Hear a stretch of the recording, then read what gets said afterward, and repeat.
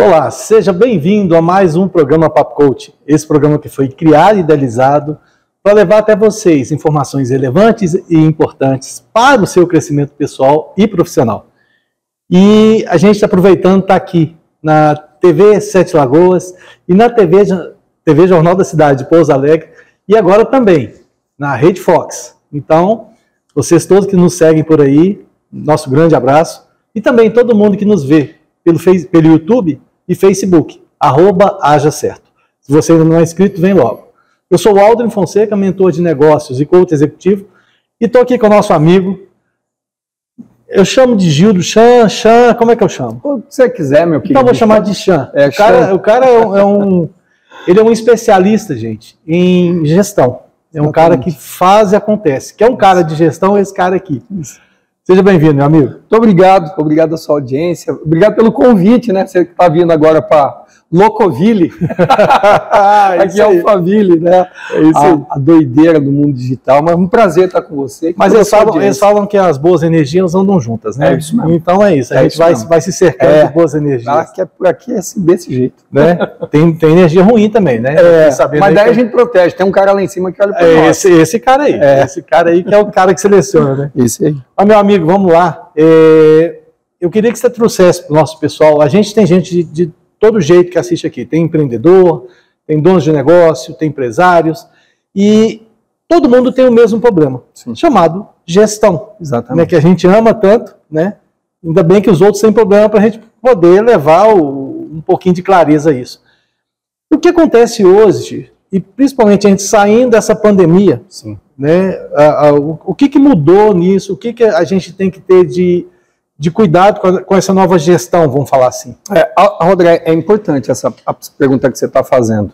Né? Primeiro, vocês que estão prestigiando, obrigado pelo prestígio, mas é uma das perguntas mais importantes que a gente está vivenciando ultimamente, porque o que aconteceu, gente? A gente vinha num pêndulo, Rodrigo, e ele era muito pragmático, era muito notório, e para a gente que acredita, né, na filosofia cristã, na vinda do Cristo, na criação de Deus, desde o Éden, do paraíso, o homem ele veio no movimento pendular razão e emoção. Né? Então, o Éden é criado na emoção, depois o Adão vai ao mundo na razão, vem Jesus pela emoção, o mundo vai para a Revolução Industrial pela razão, e aí chega o advento da pandemia. E aí, cara, joga a gente numa loucura emocional, o mundo voando, uma taxa de emoção total, louca, né? Doida, exatamente. O mundo assim, dinheiro, a China crescendo, vem alguém e fala para você assim, ó, para, fecha, vai para dentro da sua casa e não sai mais de lá. Você fala, não, e não reclama. E não reclama, né? E isso para todo mundo, para empresário, para dona de casa, enfim. E aí a gente sai da razão que a gente estava vivenciando naquele mundo e volta-se para a emoção dentro do lar. E você olha no espelho e você fala, pô, mas quem que é esse cara que tá aí? Fala, não, é você. Não, eu não. Meio-dia, segunda-feira em casa? Não pode ser eu nesse espelho. Como assim sou eu? E esse menino correndo aqui? Não, é seu filho. Meu filho? Não, meu filho tá na escola. Quem que é? E, cara, a gente viveu uma loucura emocional. Foram 6 meses confinados dentro de... Infelizmente, né, a população brasileira, 85% ou mais um pouco, vivem em casas com menos de 70 metros quadrados, então você não tinha muita fuga, então você teve que conviver com você, com a sua esposa, com seus filhos, num ambiente totalmente confinado e bombardeado por informações de morte. Não, e foi ótimo você falar isso, porque veio com uma característica de medo. Total. Né? Você não faça isso, não, você vai morrer, não sei o que e tal. Exato. E ao mesmo tempo você teve esse problema. Né, em 70 metros quadrados, você está sendo até bonzinho, do jeito que foi menos, e ter convidado 4, 5 pessoas, onde muitas vezes tipo assim, na hora de um deitar, o outro estava levantando, usava a mesma cama, inclusive. Exato. Né? Exato. Então aí fica... Não, a comida, a gente comia fora, comia na empresa, a empresa que pagava, aí você vai para casa, tem que alimentar todo mundo. Como é que fica isso? E aí você sai da razão, você vai para a emoção, e aí alguém fala assim, gente, a pandemia acabou, abre a porta e fala para você, ó, tá valendo. Você fala, mas eu perdi meu emprego. Não, problema seu. não estou nem aí. Pode voltar a ganhar dinheiro. Minha empresa fechou, perdi meu emprego, não consigo trabalhar, não quero mais desgrudar da minha família, porque eu voltei ao vínculo emocional e agora eu sei que é importante ficar com meu filho. Não, mas agora você vai ter que ficar 12, 14 horas de fora de novo. E aí te joga na razão, sem preparo nenhum. Observe o seguinte, Aldo, entre a criação até a gente não sabe quanto tempo foi no paraíso, mas da criação, da saída de Adão do paraíso até a vinda de Jesus foram 3.700 anos. De Jesus até a primeira Revolução Industrial Francesa foram mais de 1.700 anos. Aí dessa parte até vir a pandemia foram, sei lá, mais 400 anos, né? A gente pode colocar de 700 a 2.000, 320 anos, vai. A pandemia pegou você em 6 meses, ela te tira de uma fase que era plena, racional, joga para a emoção, volta para a racional em 6 meses.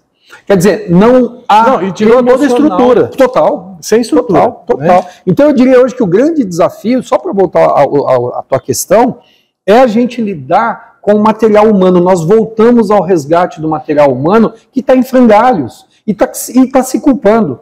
Então, o grande índice que a gente está vendo de pessoas depressivas, ansiosas, é justamente por não ter conseguido lidar e não consegue mesmo com uma guerra emocional que nunca tiveram na vida, tá? É verdade. Que nunca tiveram na vida. Aí você olha, se eu sou um colaborador de empresa, eu olho para o meu patrão e falo o seguinte, não, a culpa é sua. Ele fala, não, a culpa é sua. Falo, não, a culpa é do vizinho. Quer dizer, a culpa não é de ninguém. Só que a gente não consegue achar a causa e por isso, você sabe disso, grande fruto do desconhecimento daquilo que você está vendo é a depressão. Porque daí você entra em depressão e ansiosidade. Você fica super ansioso. E você falou um negócio interessante da culpa, que se a culpa é minha, eu ponho quem eu quiser. Né? Eu ponho no governo, eu ponho no PT, eu ponho no Bolsonaro, onde eu quiser. E é interessante isso porque é o seguinte, olha só. A gente vinha de uma rotina de 14 horas de trabalho por dia, não sei o que tal, de repente foi todo mundo para casa, muitos lares foram desfeitos, porque não deu para conviver mais ali, não conseguiu, né, aumentou muito, a Maria da Penha teve muito trabalho, como diz né? Então, assim... O João da Penha também. O João da Penha também. Bem lembrado. E aí, voltamos agora a isso aí, que é o cerne principal. Eu acho que o ser humano é o cerne principal. Exato. Só que aí é aquele negócio. O que é ser humano hoje? Né? Tem um monte de bicho andando aí, a gente vê isso aí. Isso aí. E nós estamos vindo com uma geração aí que, segundo Harvard, essa geração Z, né, ela vai ser a primeira vez na história da humanidade que uma geração não superou a outra. Isso aí. Então nós estamos vindo com essa recuperação em frangalhos do emocional, né, voltando para o mercado de trabalho, tem mercado para todo mundo de novo, que ninguém... Eu brinco o seguinte, eu não vi ninguém pondo fogo no dinheiro. É isso mesmo. O dinheiro só trocou de mão. É isso aí. Né? Então o mercado está todo aí. Mas aí exige que você se reinvente, que você saia daquela zona que eu brinco que ela é mais zona do que conforto. Muito mais. Né? Então, assim, e como é que a gente faz? E os pilares? Continuam sendo o mesmo? Por exemplo, a gente, quando vai falar de gestão, numa empresa, os pilares ali, recurso humano, recurso financeiro, isso mudou. Não, mudaram. Eu sou da escola de formação de gestão dos Estados Unidos, americana, né? Então eu fiz mestrado nos Estados Unidos final da década de 90, comecei nos anos 2000, né? Então foi lá para 99, e aí fiz 3 anos de mestrado em liderança organizacional, e na época a gente adotava muito o modelo de Jack Welch, que é a empresa voltada a resultado, né? Então, tinha até um termo que é Result Driven Company, que é empresas voltadas a resultado, e que era muito batido em cima de meta, objetivos. Os processos industriais japoneses, eles, assim, reengenharia, qualidade total, 5S, Kanban, os Belt, né, Black Belt, Green Belt, que eram todos os processos de fabricação, estudei todos eles, apliquei todos eles, acabou. Porque, assim, há um mês atrás eu escutava Simon Sinek, que é um grande palestrante americano de gestão, gosto muito dele, e ele trazia uma linha, Audrey, que ele falou o seguinte, gente, o modelo Jack Welch, que é dos anos 80, 90, a GE foi a maior empresa do mundo, né, a maior companhia do mundo, ele sucumbiu, porque, assim, não dá para eu tirar resultado de um ser humano, eu não posso espremer e tirar o número dele, eu tenho que cuidar dele.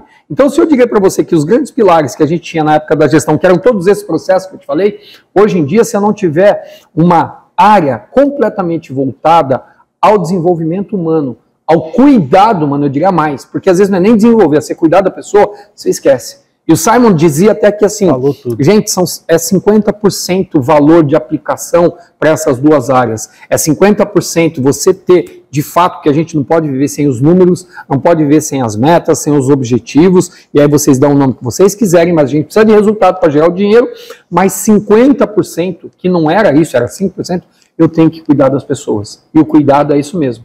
Hoje de manhã, eu estou relendo um livro que eu li lá no mestrado, do Rick Warren, grande pastor da Saddleback dos Estados Unidos, que é Purpose Driven Life, uma vida voltada para o propósito, e ele fala, acho que no capítulo 14, se eu não me engano, e isso faz 20 anos que ele escreveu, ele falava o seguinte: nós seres humanos somos movidos a amor. Nossa, a amor. E não tem outra. E aí ele traz o exemplo de Jesus, que fala o seguinte: olha, Jesus só passou na terra só para isso, para te salvar com amor. Assim, o ato dele de salvação é puro amor. Então, hoje, não conseguimos mais separar a empresa do ser. Se eu não consigo separar a empresa do ser, não dá mais para lidar com o número sem lidar com o emocional. Exato. Então, os pilares mudaram e sinto muito. Quem não entender está ficando para trás. Exato, quem não entende isso, quem ficou lá na década de 90 com esse negócio de, pô, minha empresa não vende, e o colaborador lá em frangalha, ele em frangalha, inclusive, a casa dele em frangalha, a esposa, os filhos. Não dá mais para a gente viver num ecossistema em que a gente não tenha uma lateralidade de cuidado. Eu estou vivendo lá, mas eu sei que você é meu colaborador, eu quero saber como é que está teu filho, a tua esposa, porque ele estando bem, você está bem. Você está bem, está todo mundo junto. O líder hoje, o grande papel do líder não é mais gerar resultado, é cuidar de quem gera resultado. Cuidar das pessoas. Essa é a diferença. Isso é bacana, porque você traz de volta o RH.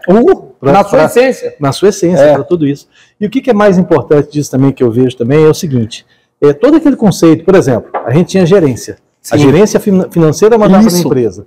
Né? Depois veio a gerência produtiva. Isso. Né? O chão de fábrica tinha gerência de qualidade, gerência de produção. Exatamente. Então hoje a gente vê que todo esse conceito, e aí entra um negócio muito sério, que é o respeito. Eu brinco que é o seguinte: dos mandamentos, gente, se a gente tiver só 2, que é amar a Deus sobre todas as coisas e ter respeito ao próximo. Acabou, você não traía, você não roubava, você não matava, você não é respeito. Né? Faça aos outros que gostaria que fizesse com você. Né? Então, simples assim.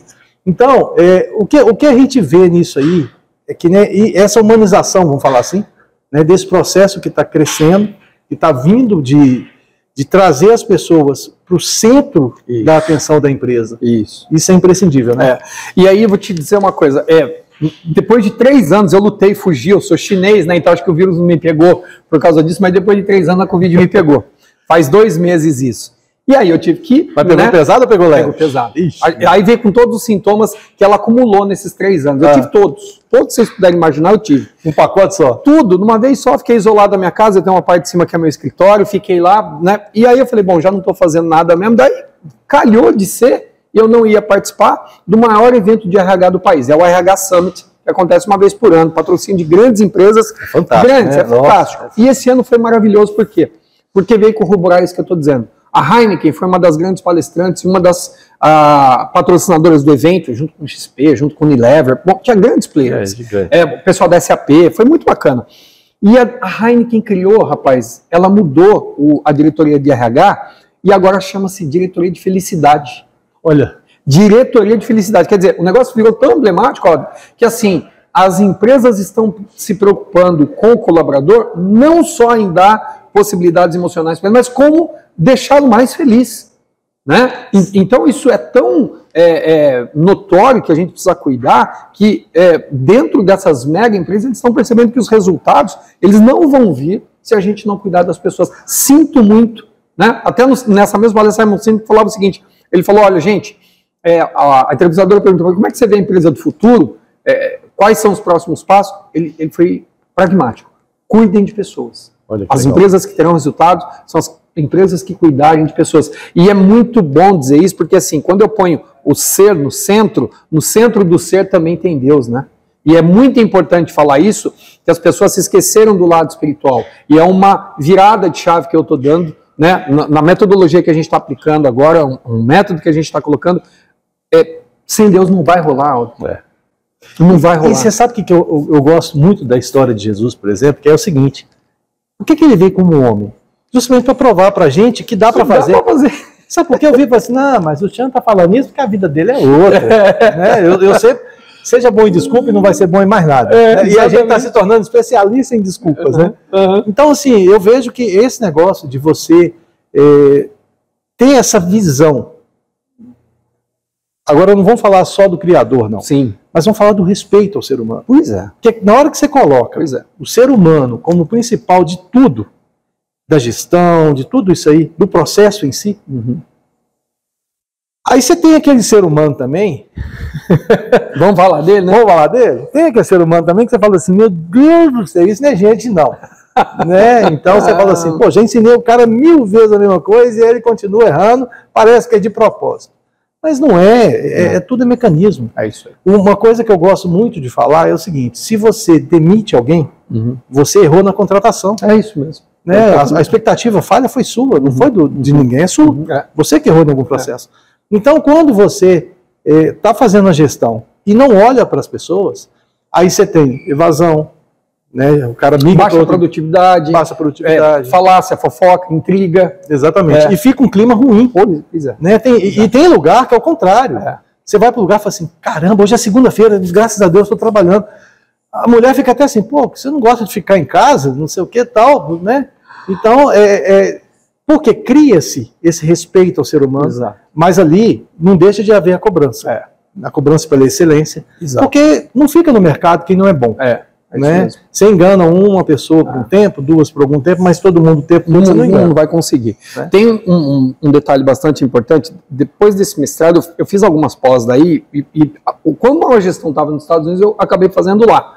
Não é por nitidez nada não, gente, é porque o processo de gestão vinha todo por lá mesmo. Lá é a meca da gestão, né? Da gestão. E aí até na mudança também. E aí tem um professor nosso que ele falava uma coisa muito legal, Universidade de Virgínia, e ele falava assim, o Ed, ele comentava assim, nós fazemos o processo de seleção totalmente errado. A gente começa a fazer o processo de seleção a partir do momento que a gente tem a vaga.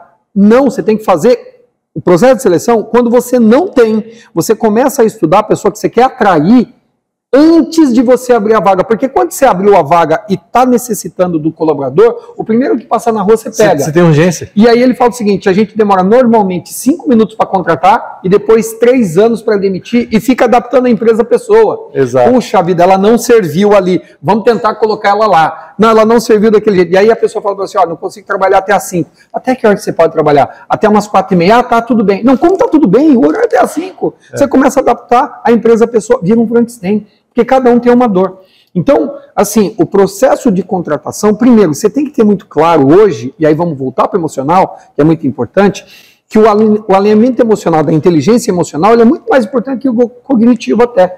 Porque se eu trouxer uma pessoa que está alinhada com o meu propósito, com a minha visão, para onde eu estou caminhando, com os meus valores, treinar para limpar uma mesa é muito mais fácil, gente. Agora, treinar caráter é complicado. Aí a pessoa vai assim no processo de seleção, ó, cansei de ver. O que você fez? Da onde você veio? Quanto tempo você trabalhou lá? O que você fazia lá? Ninguém pergunta. Quem é você? Quem é a sua família? As características próprias. Quem são seus filhos? Como é que eles estão? Qual é o sonho que você tem para essa empresa te ajudar a realizar? Importantíssimo isso. Aí se alinha a pessoa, porque daí se ela começar a gaguejar no começo e você fala, gente, ele só quer dinheiro, então não é aqui. É uma mudança radical também no processo de seleção agora que a gente está vivenciando, que as pessoas não estão prestando atenção. Então assim, na bacia das almas, você vai lá e cata qualquer um e joga para dentro. Aí depois você fala, meu Deus, ele tem que dar certo. Aí você fica adaptando. E olha que coisa interessante. Hoje eu vi um post do Wendel Carvalho. Sim. E ele falando exatamente isso. Ele falando o seguinte, olha, eu tinha problema em demitir as pessoas. Tem essa. Eu ficava guardando, não, coitado, vai ficar mais desempregado, não sei o que tal. E acabava pesando a empresa. Aí é aquilo que você falou. Você acaba colocando outra pessoa para fazer aquilo e aquele cara, você tenta adequar ele na empresa, né? Não deixa ele sentadinho ali para não atrapalhar. É isso aí. E aí você acaba ficando, deixando de ter qualidade total. Né? E ao mesmo tempo também, o que acontece muito é o seguinte, existe aquela situação de você exigir o volume correto das pessoas. Isso. Né? Então assim, não adianta também eu virar e falar assim, pô, o Chan ele é foda, ele arrebenta na gestão, mas eu vou fazer ele trabalhar 20 horas na minminha empresa. Isso mesmo. Entendeu? Então é aquele negócio. Então a gente na mentoria, a gente vê muito isso, né? O cara, na hora que a gente começa, que a gente faz o nosso milagre, vamos falar assim, né, que é justamente colocar em prática tudo isso que a gente aprendeu. Aí o cara fala assim, pô, agora eu quero que esse cara me ajude no meu relacionamento. Né? Eu cansei de falar, de conversar com algum mentorado meu, eu falo assim, olha, deixa eu te falar, relacionamento, eu não sou expert. Né? Eu te dou esse conselho, mas procura alguém especialista, vai no terapeuta para conversar. Agora, vamos voltar para a sua gestão, né? Porque é o que eu estou combinado com você. Inclusive, eu nem cobrei, falei, ainda brinquei assim, eu nem cobrei para fazer relacionamento, é mais caro. E aí, então vem isso. E trazendo esse negócio das pessoas, que eu achei fantástico que você falou, de na entrevista você saber da pessoa em si, né? Porque caráter não é treinável. É lógico, né? É então, lógico. Isso aí adorei isso. E é verdade, né? E quando você... Aí entra uma outra coisa que é o seguinte. Beleza, eu tenho uma equipe que está funcional, está tudo certinho, não sei o que e tal, mas eu sou centralizador. É o grande problema do gestor também. Muito. Né? Muito. Não, peraí, não está fazendo porque não é desse jeito de cá. Muda aí que eu quero assim. Né? O eu vem, né? Eu quero assim. E essa pessoa ela não vê que ela está deixando de ocupar um cargo maior, de fazer a empresa crescer, é justamente nesse sentido. Né? Isso mesmo. Então ela fica amarrada ali, tentando, segurando aquele negócio. É a mesma coisa que você é para fazer a gestão e você está indo fazer esse vídeo de banco. Não desmerecendo nada, mas você pode fazer muito mais, você está gastando seu tempo. E aí isso é muito característico, mas muito característico dos líderes inseguros. O que gera a sua insegurança? Aquela coisa que você vai falar, olhar para a pessoa e falar o seguinte, olha, ninguém faz como eu faço.